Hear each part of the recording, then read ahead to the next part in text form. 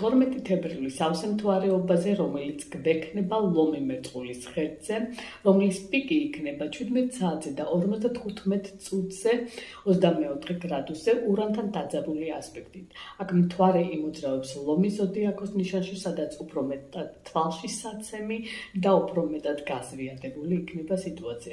სავსემთვარეობა ჩვენ ვიცით, რომ ეს არის მზემთვარის დაპირისპირება, რომელიც ზრდის ემოციურ ფონს, ხოლო ურანთან კვადრატი აქ აორმაგებს და უფრო არაადეკვატურს ხდის სიტუაციას. ურანი გვაიძულებს ამ პერიოდში დავანგრიოთ ის სიტუაციები, რაც არ არის საინტერესო, რაც განვითარებას არ ექვემდებარება და ანთავისუფლებს ადგილს სინათლისთვის. შესაძლებელია აქ დაფიქსირდეს ყველა ხერხით, რისკებით, დრამატულობით, განსაკუთრებით რომანტიკის სფეროში არაადეკვატური ქმედებები.